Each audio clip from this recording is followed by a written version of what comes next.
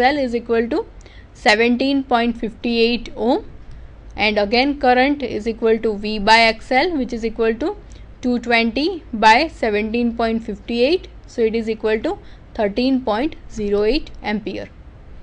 So the conclusion of this is, if it is purely resistive circuit, then voltage and current are always in phase. If it is purely inductive circuit, then current lagging behind the voltage by 90 degree, and if it is purely capacitive circuit, then current leads the voltage by 90 degree.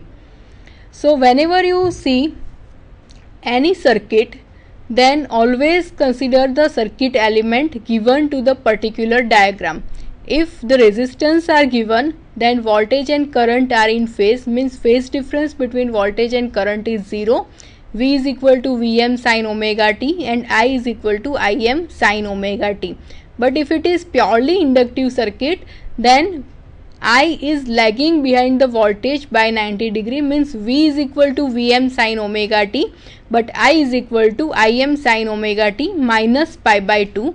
And if it is purely capacitive circuit, then V is equal to Vm sin omega t and I is equal to Im sin omega t plus 90 degree.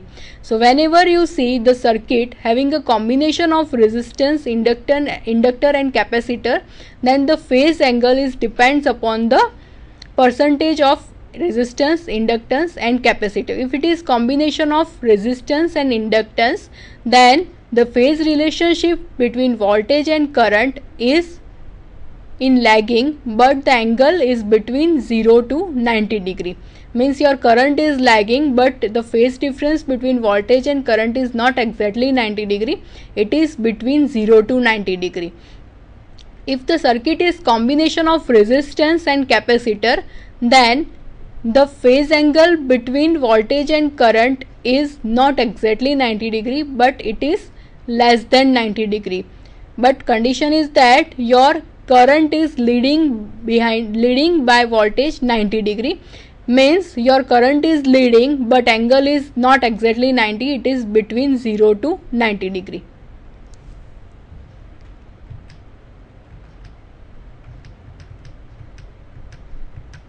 Thank you.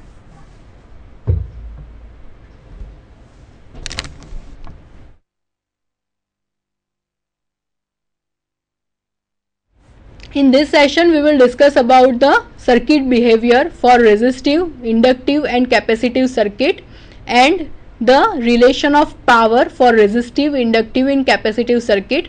Whenever you consider any circuit having a resistor, inductor and capacitive element, then the power is mainly consumed by resistive element. As we know, the resistance is the element in which it will oppose the flow of current.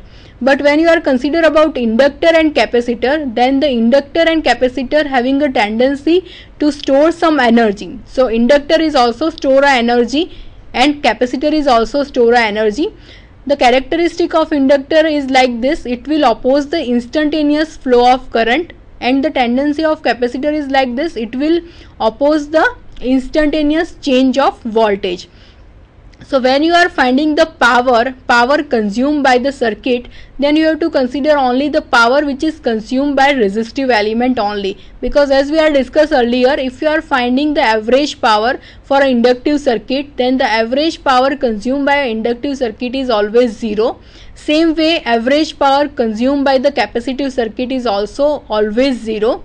So power consumed by a circuit is only due to a resistive element. For inductor and capacitor, power consumption is 0. Thank you.